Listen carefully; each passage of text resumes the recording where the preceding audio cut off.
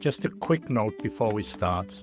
A large amount of health and wellness information online is available only in English, which of course isn't always accessible to non-native speakers.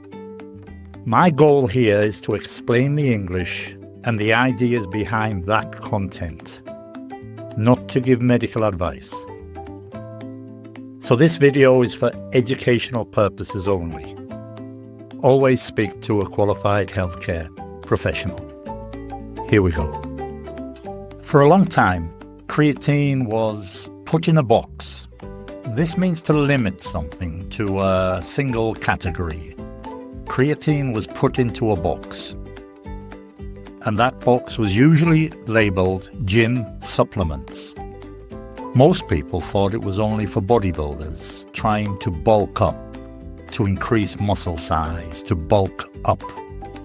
But if you think creatine is just about bigger muscles, you're actually missing out. Missing out is to fail to notice or benefit from something important. You're missing out on one of the most well-researched supplements, not just for the body, but for the brain.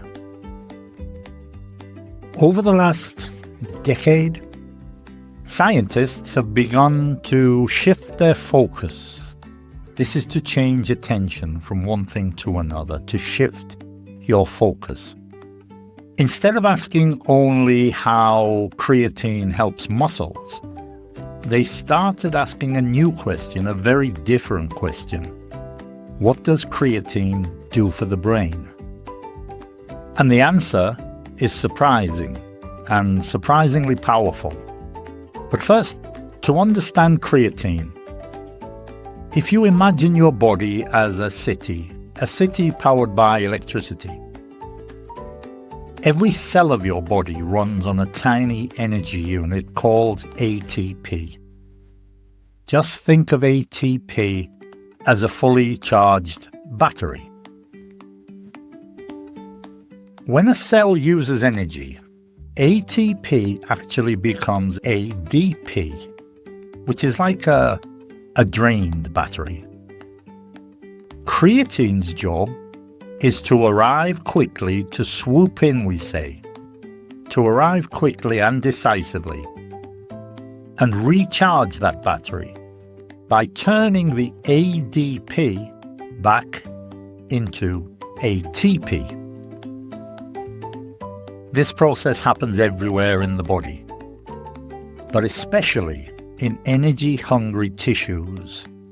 Tissues that require a lot of energy, energy-hungry tissues. Your muscles, your brain. And that's why creatine matters, not just from the neck down, but from the neck up. This is a common expression meaning for the brain, from the neck up. You see, your brain consumes an enormous amount of energy. Even though it makes some creatine of its own, that production very often just isn't enough, especially under stressful conditions, situations that place extra demands on the brain. Sleep deprivation, not getting enough sleep, a high cognitive load. This is just intense mental effort when you're learning or problem solving. Emotional, psychological stress, depression, low mood and energy, or aging and neurodegenerative disease. These are conditions where the brain function declines. In these situations, creatine really shines, performs exceptionally well. It really shines. Studies show that higher doses of creatine can increase creatine levels in multiple brain regions, helping the brain regenerate energy faster, producing usable energy more quickly, and maintain performance when it would normally decline. Creatine is stored in the muscle as phosphocreatine, where it helps regenerate energy during short, intense efforts like lifting weights. This means people who supplement with creatine and do resistance training, exercise, using weights or body resistance, they can do more reps, repetitions of an exercise. They can increase the training volume, which is the total amount of work performed.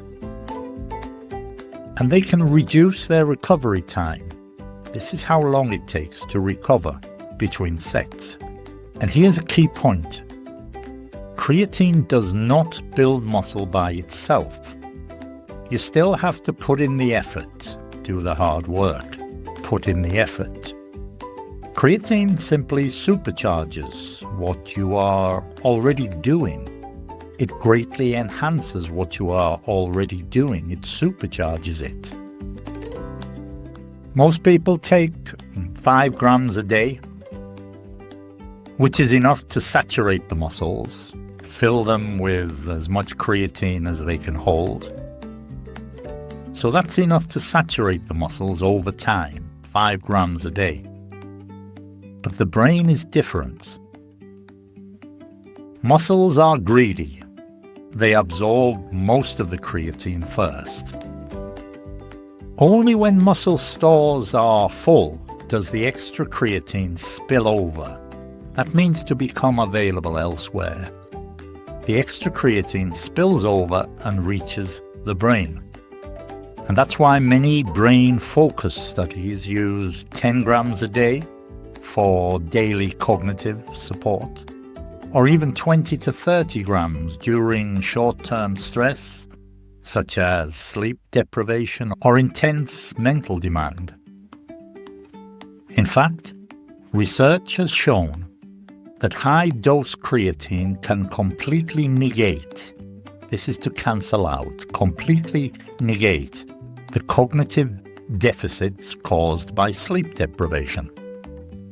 And in some cases, people perform better than when well rested. That's a game changer, something that dramatically changes how we think about a topic. That's a game changer. Depression, for instance, is increasingly understood as a form of brain stress, involving inflammation, impaired energy metabolism.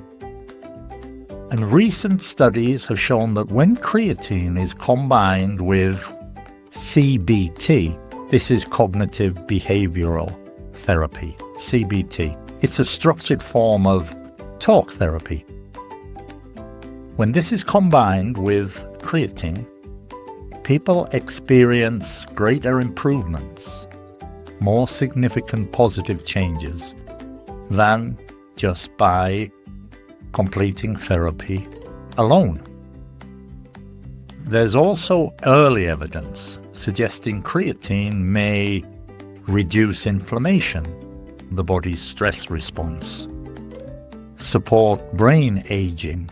This is maintaining cognitive function over time, brain aging, and improve cognition in neurodegenerative conditions, including small pilot studies in Alzheimer's disease, for instance.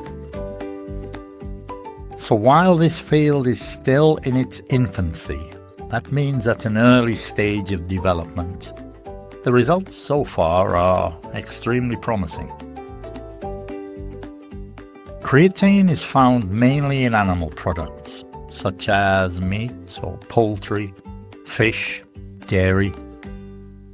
People who eat a vegan or vegetarian diet often get very little or no creatine from food.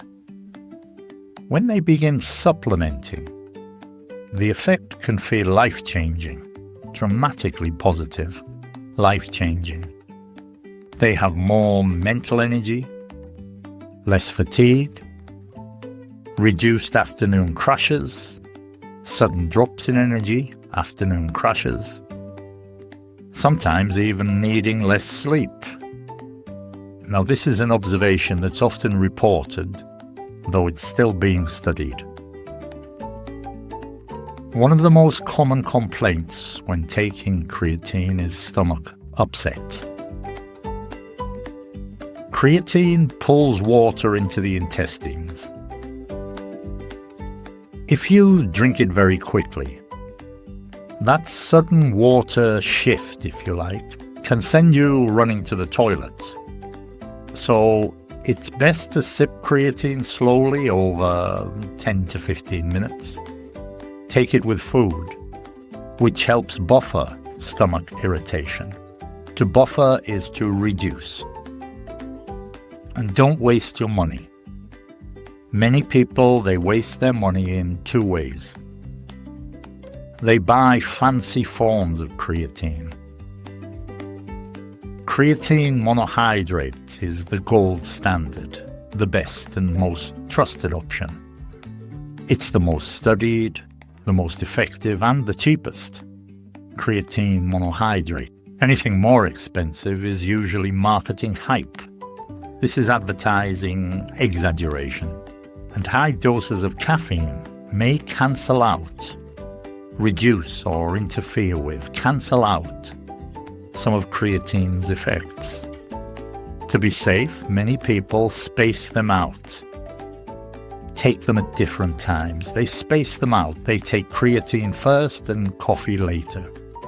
Now, there are a number of myths around creatine. Some people say creatine makes you fat. This is clearly false. Any weight gain from creatine is water inside the muscles, not fat. It's a sign it's working. People say creatine causes hair loss. This is another myth.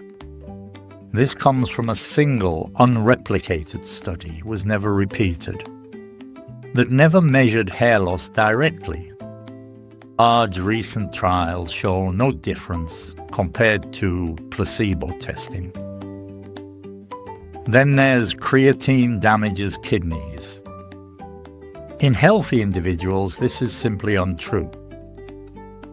Others say acidic drinks destroy creatine. Technically true, but practically false. Which means true in theory, but irrelevant in real life. Creatine takes days to break down in acid, not minutes in coffee.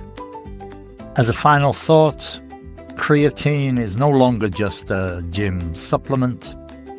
It's a brain fuel, a stress buffer, and one of the safest, most versatile supplements we have. Once you understand how it works, it's hard to unsee its potential. This means to no longer ignore, to unsee.